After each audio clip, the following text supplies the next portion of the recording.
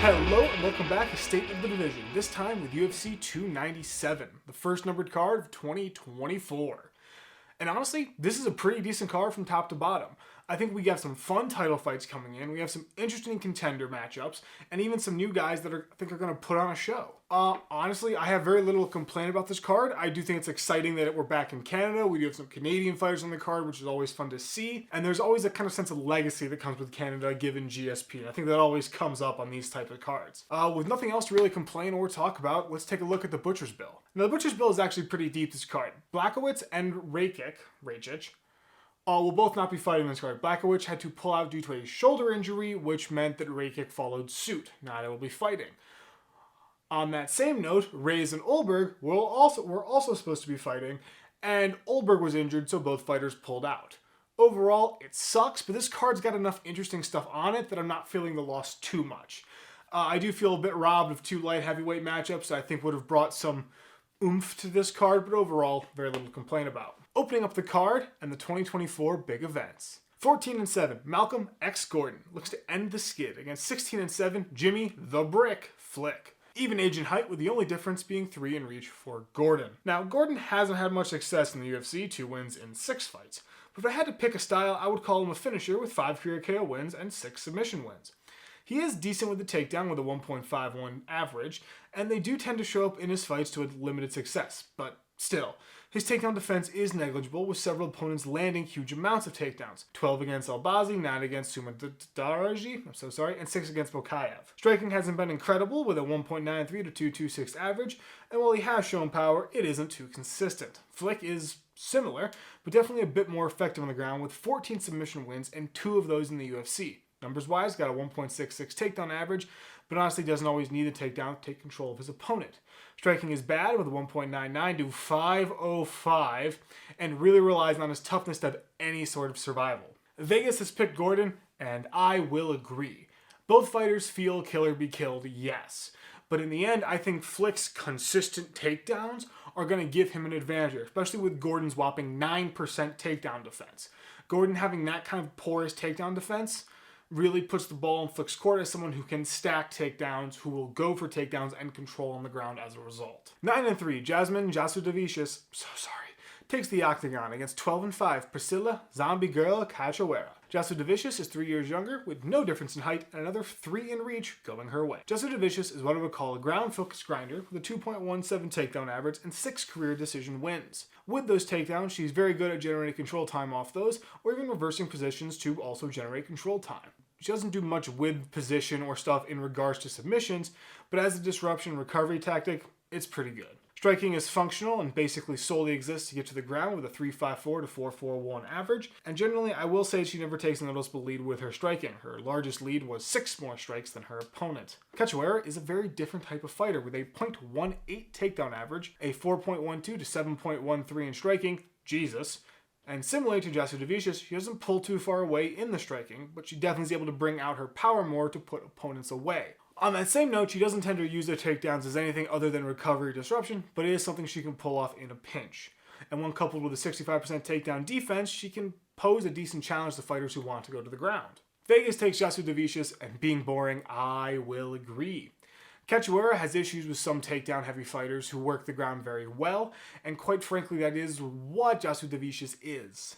I don't think Cachoeira is going to be on the ground the entire fight, but I do think Jasudavicius has the advantage where she's going to be able to put her against the cage, control time, trips, and all that to get her to the ground, something we have seen Cachoeira struggle with, and something I think Jasudavicius will take advantage of. Ending off these early prelims, rather early, Johan White Lion Lionesi takes on 10-2-1 Sam the Future Patterson. Patterson is 5 years younger, 2 or 3 inches taller, as well as 2 in reach going his way. Lionesi is decently rounded, but there's a definite preference for the feet with 6 career KO wins and a 2.34 to 3.44 in striking. Now, he doesn't necessarily need the power to win, but it is a dangerous part of his game. Now, in terms of takedowns, he averages 1 a fight, but it's not a consistent part of his game or something that gets all that much focus. On that same note, he has been taken down before and submitted, and I'm willing to question how he does against some of the better takedown artists in the UFC. Patterson is very much a newcomer to the UFC, but outside it, he runs with 4 career KO wins and 5 submission wins. So I feel he may pose a threat given the awkward ground game we've seen from Lionesi. Vegas likes Linesi by a narrow margin, and I'm going to follow suit. It's not that I feel Patterson is dead in the water, but I think Linesi has the slight experience edge that I think might help him here. Patterson's best bet's likely going to be the takedown. I don't see him quite honestly outpacing Linesi on the feet, but there's a chance either way here. I'm just going with the guy I have more information on, which in this case is Linesi. Now, kicking off these prelims, 12-8, Jillian the Savage Robertson looks to rebound quick against 13-6, Poliana Dama de Ferro Viana. Robertson is 3 years younger, either 2 inches shorter or dead even in height, because Sherdog and UFC can't agree, with a definite 4 in reach, rolling to Viana. Now, Robertson is a ground-focused fighter with a 2.46 takedown average and a dangerous and consistent submission game. I'm talking averaging 0.9 submissions per 15 minutes with 9 career submission wins. Now, her striking is functional at best with a 2.60 to 2.46, and is definitely not the focal point of her game. It is worth noting that despite being ground game focused fighter, she relies on the finish. Only 2 of her wins and 6 of her losses coming by decision. Viana is a little similar in terms of relying on the finish, but numbers wise is a very different story. A 3.19 to 2.63 in striking with some inconsistent power lurking in the wings, and a 0.93 takedown percentage. Similarly, she has won a majority of her fights via submission, but in the UFC she has struggled a bit more in getting it done, with only 3 submission wins in 9 fights, and only 1 KO win mixed in there as well. She can get the takedown with some consistency, but the same hand it can also be turned against her and turned into a submission against, which we have seen a few times. Biggest runs with Robertson, and I'm honestly inclined to agree. I think what really gives Robertson the edge in my mind is her ability to work the ground and avoid getting finished. In the UFC, I didn't see a record of her getting submitted, while on the same hand, we saw a record of Viana getting submitted, which I think kind of tilts the odds. We have someone who's managed to keep themselves safe on the ground versus someone who's been caught in dangerous positions or been controlled into those positions as well. So in my mind, that gives the edge to Robertson. 10-1 newcomer, Serhiy Sadeh, I'm so sorry if I said that wrong, looks to open up strong against fellow newcomer, 9-2, Ramon the Savage Taveras. Sadeh is 3 years younger at 27, with either 2, 3, or 4 inches in height also going his way, with a definite 2 in reach going his way as well. Sadeh is a Contender Series alum riding a 3-fight KO streak. He looks to be a striker with a definite preference for the finish, with 7 TKO KO wins in his career. I will say, based off what I have read off Sherdog, he seems to focus on punches, with most of his finishes coming that way. He does have a submission win, but it very much feels like an outlier, a bit like Nagano and the Kimura. Taveras is a similar story in terms of the preference for finishing, but he does seem to have more of a submission game in comparison. 5 career KO TKO wins with 3 submission, and 1 decision. I can't say for certain, but he might have a bit more striking variety with a head kick knockout mixed in there, and I can't speak for the ground game because I haven't quite seen the numbers on it. The submissions do make me think it's present, and it could be a bit dangerous and tricky in this fight. Vegas picks Sadeh, and I'm honestly going to agree to be boring, and the fact I don't got a whole lot to go off of here, so I will take the easy way out. 15-6-1, Charles Jourdain looks to keep it rolling against 10-1-1, Sean the Sniper Woodson, who wins best ring name for this card and is 3 years older, 5 inches taller at 6'2", and takes a whopping 9 inches in reach. Now, Jourdain has popped up a few times on this show, or series, and I think I've gotten him wrong every single time. But crap analysis aside, he comes across as a striker with some decent finishability, more so seems to rely on controlling the fight and outpacing his opponent, seen with the 5.71 to 4.21 for the striking averages. Now, he only has a 0.10 takedown average, but has shown the ability to capitalize off his opponent's mistakes and sink submissions through that way. On that note, he does have some issues with being taken down with better control fighters who don't give him the chance to get back up or reverse positions. Woodson is a very similar fighter in all honesty, rocking a 5.41 to 4.0 flat in striking, with the occasional burst of power serving him a KO finish, though it is not what he is known for at all. One key difference is his takedown average of the 0.71, though it is a bit situational and matchup specific, at least from what I was looking. Vegas picks Jourdain by a narrow margin, and I will disagree. I think Jourdain has a chance, but in the end, I'm going to go with Woodson based on his ability to shoot and stack takedowns. We've seen Jourdain struggle with getting taken down repeatedly and controlled, and while I'm not sure if Woodson is the perfect guy for this, I think his ground game looks good enough to get the takedown and stack them and stack the control time that Jourdain has struggled with previously. Ending off these rather exciting prelims, 13-2, Brad Superman Katona looks to keep his second UFC stint perfect against 9-3, Garrett Armfield. Armfield is 5 years younger, either 1 inch taller or dead even in height, with a definite 6 inches in reach rolling his way. Now, Cadona is on his second UFC stint, his first ending in 2019, and overall looks like a bit of a grinder. He rocks a 4.80 to 4.57 in striking, which sums up that style pretty well. He rarely dominates his opponent, but also doesn't tend to get severely outpaced on the feet. Keeps it close. In terms of takedowns, he averages 1 flat, but I don't know if that still is prevalent in his game on his second stint. Armfield's only got 2 UFC fights, but in those he definitely leaned into the striking hard and currently has a 5.29 to 3.52 average with 6 KO TKO wins in his career. He does have 2 submission wins, but I don't know the full effectiveness of his ground game, and given the disparity, I'm willing to say it's not the main focus of what he does. Vegas likes Katona, and I have to agree. It's not that Armfield's dead in the water, but Katona has more experience in fights than Armfield, and I do tend to lean that way more in something like this where there's a very small sample size between the 2 fighters. Now for the main card. 19-2, Arnold Almighty Allen looks to get back in the win column against 17-0, Movsar Evelev. Even age across the board, Allen though is an inch taller at 5'8 or 5'9, with 2 in reach rolling to Evelev. Allen is a very well-rounded fighter and is able to handle his variety of opponents. He runs with a pretty solid striking, sitting at a 3.34 to 2.86. And he doesn't really ever blow his opponents out, but is able to prevent them from getting anything started. Not to mention the ability to bring out power against some opponents. It's very random, not so much a consistent part of his game, but something you kind of have to acknowledge. Ground game is another thing worth noting with a 1.12 average. However, also worth noting is that he doesn't always get the takedown. Sometimes he will keep it on the feet and not shoot at all, but still generate success with the striking, meaning he can kind of flip a switch and move between the 2 styles. Evelev is also a pretty decent, well-rounded fighter, though he does not bring power around as much. He rolls with a 4.57 to 2.74 in striking, but it's backed up with an absolutely monstrous 4.71 takedown average. As I mentioned, his striking doesn't really feature power, but instead is just remarkably consistent in limiting the offensive opponents and letting him set up his takedown game. Said takedown game is also based around control and proven to be monstrous with multiple takedowns in almost every one of his fights. Not to mention he tends to control when they go to the ground with his takedown defense. Vegas goes to Evelev, and once again they have it close. And I will agree. It's not that Arnold is out of this fight at all. I think he can definitely win this fight. He's got really solid striking. His ground game is good. He's able to call on it when he needs it. I just think Evelev is more of a threat with how he controls the takedowns and when they go to the ground. I think if he controls when they go to the ground and takes Arnold down and dictates that pace repeatedly, it puts Arnold on the back foot and makes the fight a lot harder for him, which all in all just makes me lean to Evelev to win this fight. 30-10, 0-1. Chris Action Man Curtis takes on 16-6, 0-1.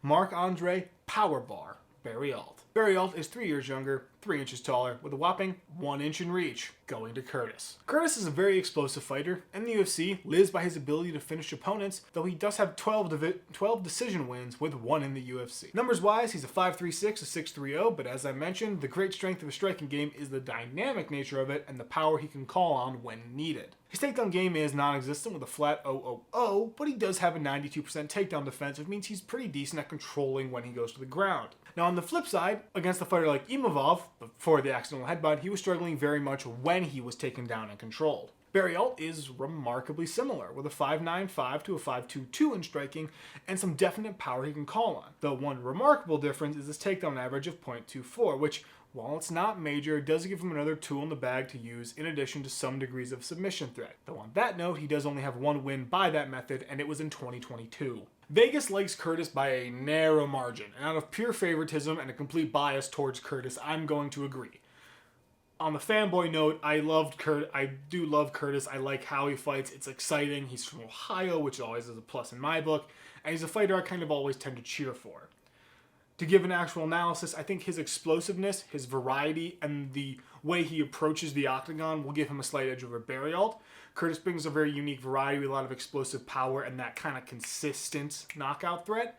I think Barriault brings a knockout threat and a slightly more dangerous takedown game. Both fighters lean towards the feet, and I think the main difference here is going to be Curtis's ability to bring the power more consistently versus Barriault, who's been a little more iffy with it. 28-11, Neil, the Haitian sensation Magny, looks for the quick rebound against 10-1-1, Mike Proper Malott. Malott is 4 years younger at 32, but Magny does take 2 inches in height and another 7 in reach. Magny is a decently rounded fighter. who really makes his living in the octagon as a grinder. In the numbers, he's a 3.45 to 2.40 in striking, and while he does have 7 KO wins in his career, power is not an ever-present threat. More so, his striking is based on quantity or point strikes and really serves to back up his takedown game. There, he carries a 2.22 average and is very good at generating control time off the takedowns, in addition to his ability to stack the takedowns at times, though he only really tends to work off 1 or 2 takedowns a fight. Malott does have a smaller UFC sample size, but is much more of a finisher who makes use of both the striking and ground game to get that. Striking is good with a 4.21 to 3.07 with 4 career KO wins, but I am willing to say the striking is more so to help him set up the ground game, where he carries a 2.53 takedown average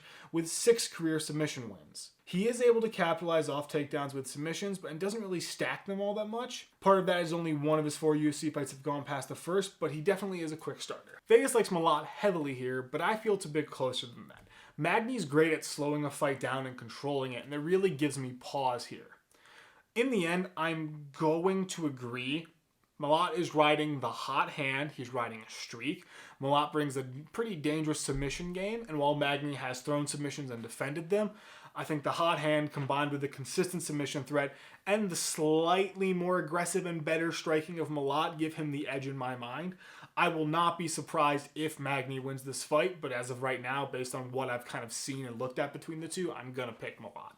Now, kicking off the title fights. 15-8. Rocky Pennington looks to claim the belt against 10-2-1-1 Mayra Shitara Bueno Silva. Silva is 3 years younger, with either no difference in height or 1 inch to Pennington, with Pennington also taking 1 inch of reach. Pennington is riding a hot streak and comes across as a well-rounded grinder with a preference for the striking. On the feet, she rocks a 4.02 to 3.34 and doesn't really seem to have any real KO ability. She does do a good job in taking the striking lead consistently, and rarely does she actually get outstruck. The other strong part of her game being her ground control, though she only has a 0.93 takedown average and uses takedowns relatively sparingly, seemingly depending on the opponent or opportunity. Her real ability is to take control of her opponent's takedowns or to get control time without the use of takedowns, oftentimes racking up several minutes at a time. Silva is a bit different in comparison, rolling with a 4.16 to 4.71 in striking, serving to only back up the grounded submission game with a 0.35 takedown average. I will say, similar to Pennington, she doesn't really need to secure takedowns in order to get to the ground game, which does speak to her ability to play off the back. On that same sort of tangent, she is a quick starter and will end a chunk of her fights within the first 2 rounds. She has struggled with other fighters that handle themselves on the feet and on the ground better. You look at Manon Fiorot, De La Rosa, and Moroz.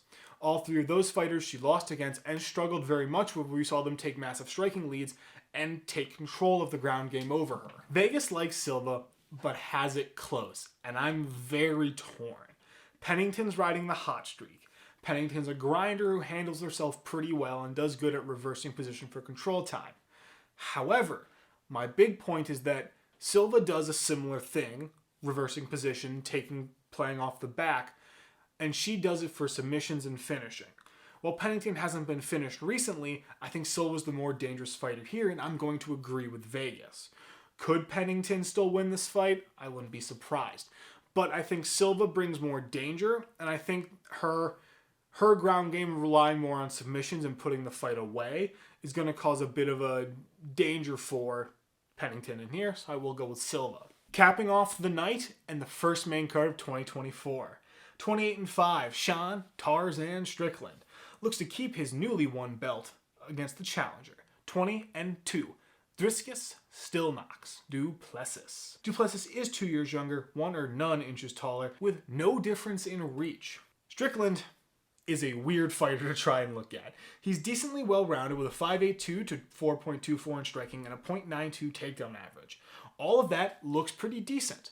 When you try to understand his style, it all goes out the window. In striking, he's this awkward mix of a grinder and a power puncher, where he'll wade into firefights, exchange, and swing wild, and then other times he'll walk people down and put them against the cage and just rack up these huge striking totals. It's hard for me to get a read on, but I'm willing to say that he's a power puncher who doesn't always need to power punch to win. The style has worked both for and against him. Looking at his fights versus Pereira and Cannonier, he was able to be managed by those two fighters. He wasn't able to back them down to bring out his power or rack up those points, though Cannonier was a split decision. But against Imamov and Adesanya, he was able to curtail their strengths by trapping them in his game and his pace and making them fight in his phone booth. Now, his takedowns are also very solid, but very much feel recovery or situational and not a much consistent part of his game plan. Duplessis is more of a finisher with an emphasis on power and durability, not to mention a consistent takedown game that occasionally can be stacked depending on the opponent. Numbers-wise in striking, he rolls a 6.95 to 3.79 and really speaks his ability to pour the strikes on to get his power to come out. It is also worth noting his striking defense has been excellent so far. Takedown game sits at a 2.72, and while he doesn't always generate chunks of control time, he forces his opponents to scramble, gets him in disruption, which gets him a chance to land shots and put people to sleep. All in all, very good. Vegas narrow likes Strickland, and it makes sense why. And I'm realizing now I wrote decide live and I never changed it. So deciding live, I'm going to go against Vegas and pick Duplessis. Duplessis is more of a finisher, where I think is in his favor, and he's very willing to step in and exchange. He does have a very good takedown game, which I think will help him here. While I think Strickland can survive the ground, I think Duplessis taking a takedown game might help him get to the end of the fight, which, considering this is a fight between these two, I don't imagine this fight gets finished quick. I imagine if it gets finished, it'll be third round or it goes the distance. So I'm going to pick Duplessis kind of on the assumption that he's able to hit more consistently harder. He's likely able to wade in there and is willing to exchange with Strickland. And I don't know how effective Strickland's walking him down and putting him against the cage will be, which I feel turns this into a battle of power or a battle of takedowns, where I think the slight edge in takedowns goes to Duplessis. That being said, those are my picks and my predictions for UFC 297. And as I said, it's actually a pretty good card, even with that Butcher's bill. You have two fun title fights that I think have a lot of possibilities in them. Some interesting newcomers or returning fighters are on this card, and I think it will be interesting to see what happens with those. A pretty fun early prelims card, nothing to write home about, but some interesting fight that should be fun. The prelims are solid, which is great. Sometimes you'll have some weak prelims, but we're opening the year up strong. And I think overall, from top to bottom, this is an enjoyable card. I think you have some fighters proving things, some fighters looking to bounce back, and I think it makes for an interesting storyline. That being said, leave your opinions in the comments, whether you agree, disagree, think I'm going to be horribly wrong on this card, think I'm going to be right. Thank you for watching, and have a great fight.